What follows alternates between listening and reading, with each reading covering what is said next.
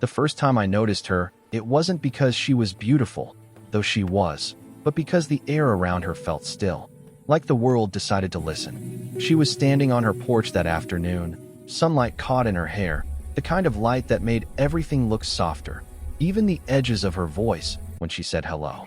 I just moved into the house next door, still learning where the switches were, still feeling like a guest in my own walls. She smiled, polite, distant, but something lingered, a pause before she turned away. I don't know if it was my imagination, but I felt it was like gravity. Her name was Evelyn. Everyone on the street said it the same way, carefully, like she was someone you didn't speak about too loudly. Her husband, Mark, traveled often. I learned that by accident, by hearing her tell the mailman that the packages could stay on the porch until Friday. That night, from my kitchen window, I saw her light still on, one small lamp casting a soft gold across her living room. She sat by the window, reading, one leg tucked beneath her, a glass of wine half finished beside her hand. I told myself I wasn't looking, but I didn't move. The next day, she waved. It should have ended there, two neighbors being friendly. But when she walked over to return the toolbox I'd left on the fence, everything shifted again. Her perfume was faint, something like cedar, and something else I couldn't name. Her fingers brushed mine when she handed me the wrench, and it shouldn't have meant anything. Yet I couldn't stop noticing how she hesitated before pulling away, just long enough to feel deliberate. "You should lock that shed," she said lightly. "Anyone could wander in." Her tone was teasing, but her eyes, steady, unreadable, held mine too long. The afternoon stretched, heavy with the kind of silence that makes people notice their breathing. I nodded, too late to look casual. "Right. Thanks." She laughed then, softly, quietly, the sound curling into the space between us. And that was the moment. The one that stayed. Her laugh wasn't flirtatious. It was warm, unguarded, and somehow more dangerous because of it. I wanted to step back, to remember all the invisible lines I shouldn't cross. But she looked at me like she already knew. The wind moved between us, carrying the faint scent of rain. Somewhere in the distance, a car door slammed, real life reminding us to breathe. Evelyn tucked a strand of hair behind her ear. "You're younger than I thought," she said, almost to herself. I swallowed, not sure whether to laugh. "Is that a problem?" Her gaze flicked down, then back up. "No," she murmured. "Just unexpected." Something in the way she said it felt like the start of a secret neither of us had agreed to keep. Then the sound of her phone broke the silence, a sharp vibration against the porch railing. She glanced at the screen, and the warmth in her face shifted, gone as quickly as it came. "That's my husband," she said, more to the air than to me. And before I could answer, she turned, walking back toward her door. The light hit her hair again just before she disappeared inside. I stood there, hands still at my side, pretending not to wait for her to look back. She didn't. But the next evening, her lamp was on again, and this time, the curtains were open. It had been a week since that afternoon on the porch. A week of polite waves, of pretending that her laugh hadn't followed me into sleep.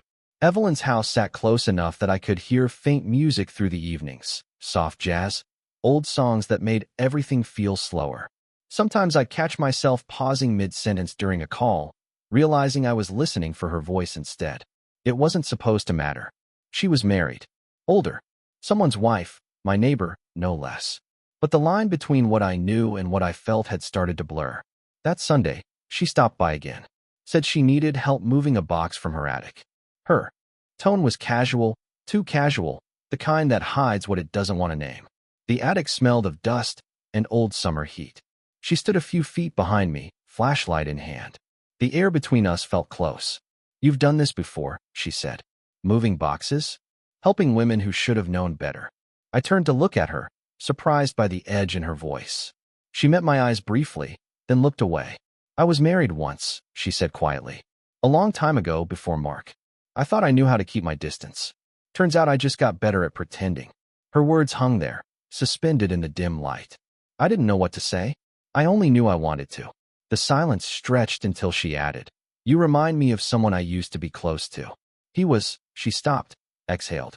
Never mind. There it was, that invisible wall again, built out of half sentences and what neither of us dared to finish. When I lifted the box, a few loose papers fell to the floor. I bent down at the same moment she did, and our hands brushed, lightly, accidentally. Just skin against skin. But the touch lingered, electric and unbearable in its simplicity. She froze. So did I? Then she drew back first, a small, trembling laugh escaping her lips. You should go, she said, but it came out softer than warning, almost like a plea. I stood there, unsure if leaving was the right kind of mercy. Before I reached the stairs, she spoke again. You're too young to look at me like that. I didn't turn around. Maybe. But you're the only one who's looked at me like I'm more than just young. The words slipped out before I could stop them. They felt too raw, too revealing. She didn't answer. When I finally glanced back, she was standing by the attic window, the light falling across her face in uneven gold. Her fingers rested on the old wooden frame, but her eyes, they stayed on me. Long enough for something inside me to change. Long enough for both of us to know that next time, neither of us would be able to pretend. And somewhere outside, the rain began, soft at first, then steady, a rhythm we both tried to ignore. The rain hadn't stopped since that afternoon in the attic. Every evening after, I'd catch the faint glow from her window, the sound of faint music and clinking glass. Sometimes I told myself I was only listening because the houses were close. But that wasn't true anymore. By Thursday, the neighborhood felt washed clean, empty streets, the smell of wet pavement, the low hum of crickets under the rain. I was heading to my door when her voice called out softly. Wait. Evelyn stood at her porch, a shawl draped around her shoulders, hair slightly damp from the mist. The power's out, she said. Do you have candles? I did. Too many, actually, left from a half-finished dinner party that never happened. When she stepped inside my kitchen, everything went quiet except the storm. The air was warm from the matches. One by one, candles flickered to life, spilling gold light over her face. Thank you, she said, voice softer now. I didn't want to sit alone in the dark. She smiled faintly, but it didn't reach her eyes. We sat at the small table by the window. The thunder outside seemed far away, like it belonged to another world. She touched the rim of her glass absently, tracing circles. You remind me of when everything felt possible, she said after a long silence. Before choices started to feel like consequences. I watched her hand, the way her thumb slowed, stilled. You don't have to explain, I said. I'm not, she replied, but the tremor in her voice said otherwise. A pause. Then the flicker of lightning, sharp and quick, lit the room. For a second, we were both outlined in white. Too close, too visible. Her breath caught. Mine followed. Neither of us moved. She looked up, eyes meeting mine with something unguarded, fragile. The kind of look that asks and apologizes at the same time.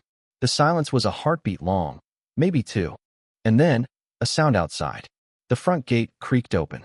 Evelyn pulled back, the motion too quick, her chair scraping against the floor. Probably just the wind, I said, though I didn't believe it. But she did stand, wrapping the shawl tighter around her shoulders. I should go? Before. She didn't finish.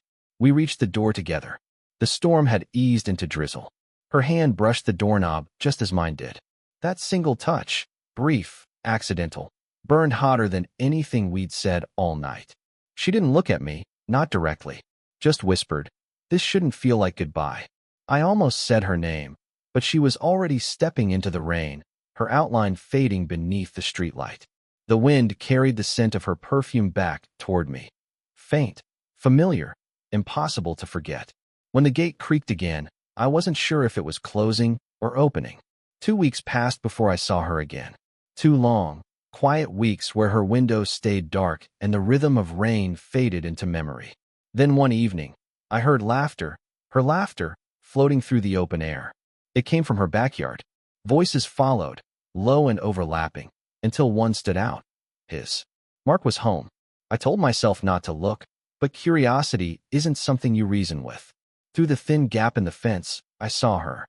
She wore a light dress, her hair loose, glowing against the porch light. She smiled at him, but it didn't reach her eyes, not like before. He leaned in to kiss her cheek. She turned slightly too late. Their lips met halfway, a gesture that looked practiced, not felt. I stepped back, guilt burning up my throat, as if I'd witnessed something private. I closed my window, turned off my light, but sleep never came. The next morning, she knocked. "Sorry," she said, voice low. as if afraid the world might overhear. "Can I come in?" She didn't wait for me to answer. There was no wine this time, no laughter, just her standing in the doorway, her fingers twisting the strap of her bag. "He's gone again," she said. "Business trip. He left this morning." I nodded, unsure what to say. The silence pressed against us like humidity. Finally, she spoke again.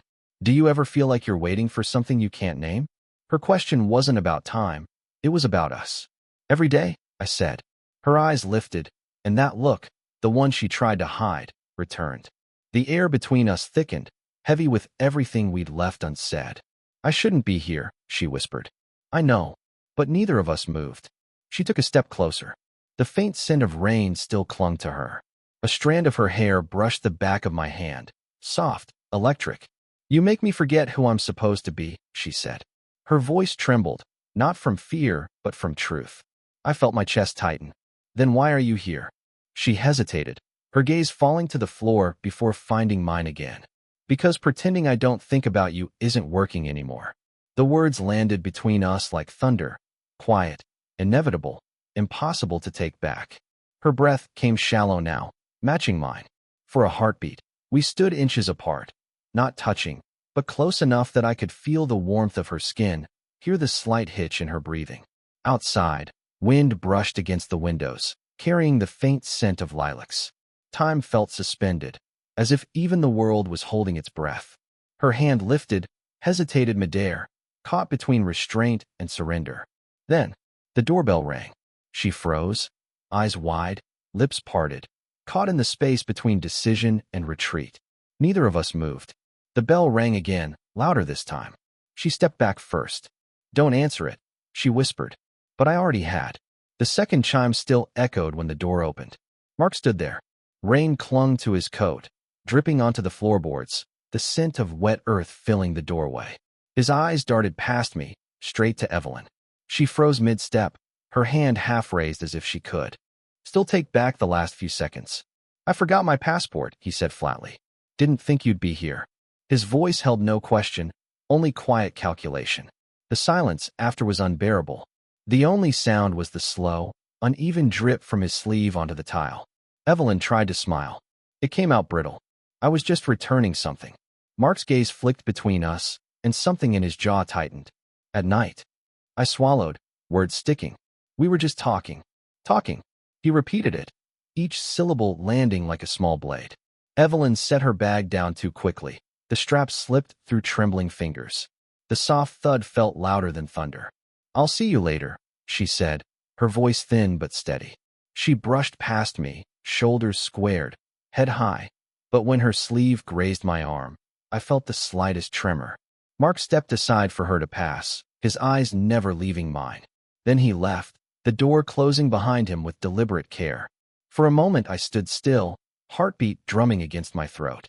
The air smelled like rain and something burnt. Fear, maybe. Later that night, there was a knock at my back door.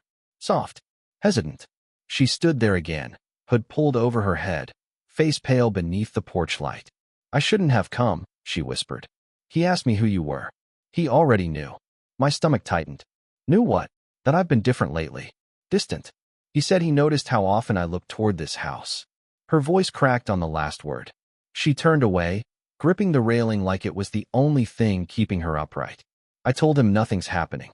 "And he believed you?" She gave a small, empty laugh. "No, that's the problem." Lightning flared somewhere beyond the trees, throwing light across her face.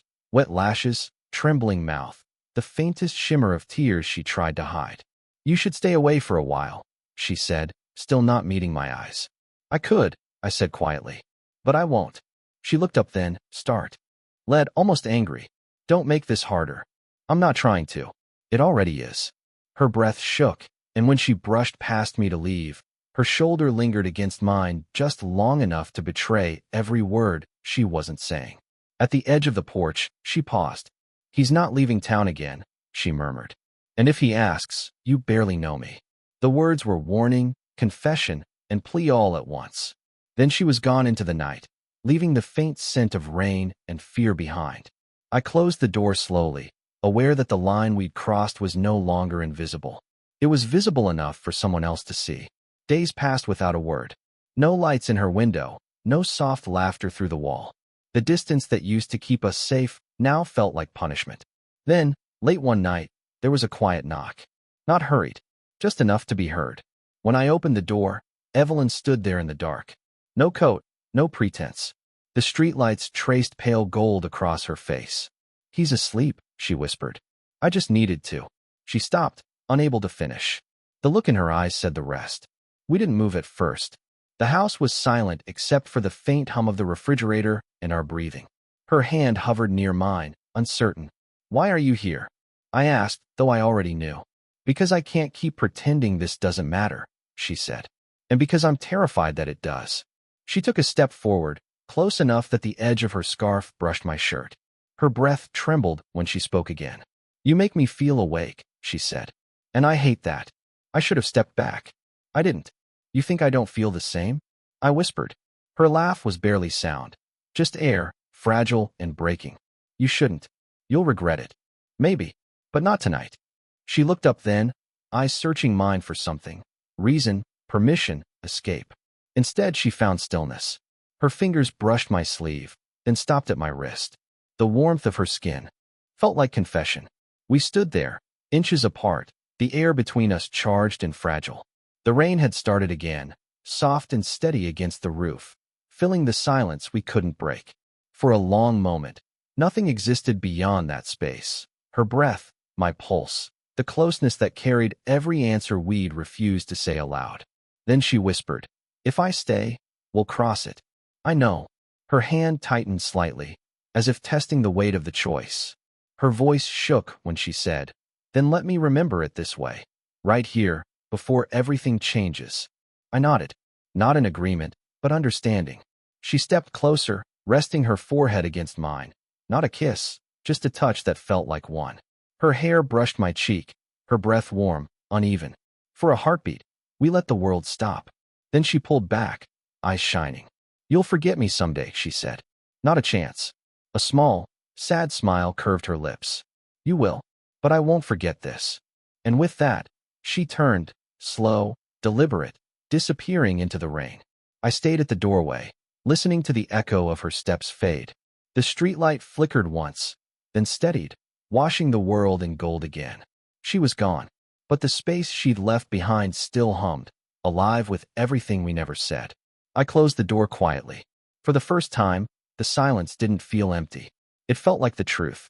Spring came early that year. The rain finally stopped, leaving everything washed clean.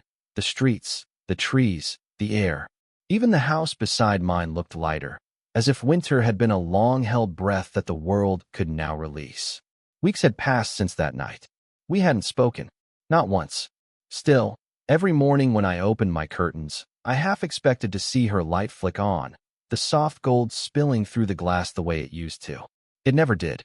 One afternoon, while trimming the hedges between our yards, I heard the creak of her gate.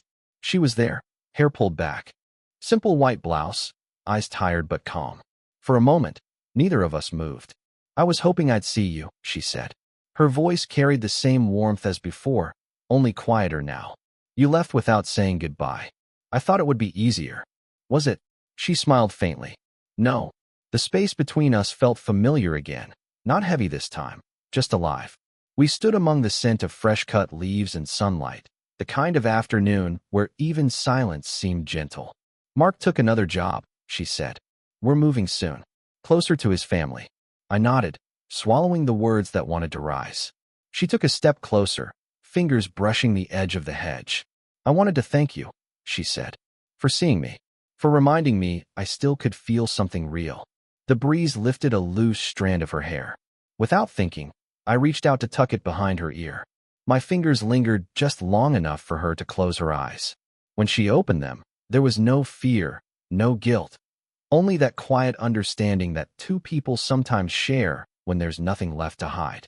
"I'll miss this place," she said. "Me too." Her hand found mine between the leaves, hidden from the street. Not grasping, just resting there, skin to skin. "I don't know what will happen next," she whispered. "Maybe we don't need to." We stood like that until a car door slammed somewhere down the block, pulling us back to the world that kept on moving without us. She smiled again, soft and certain this time, and leaned in, just enough for her forehead to rest against mine. No promises, no apologies, just warmth. When she finally stepped back, her hand slid from mine slowly, deliberately, as though letting go was part of the truth we'd made peace with. By the time she reached her porch, the sun had dipped low, painting everything in amber. She turned once, met my eyes, and mouthed a single word, "Goodbye." I watched until the door closed. Then I looked up, noticing the first star breaking through the evening sky. It felt like a beginning pretending to be an ending. Did you enjoy the story? What kind of stories would you like to hear next? More slow burn romance, bittersweet endings, or something entirely new?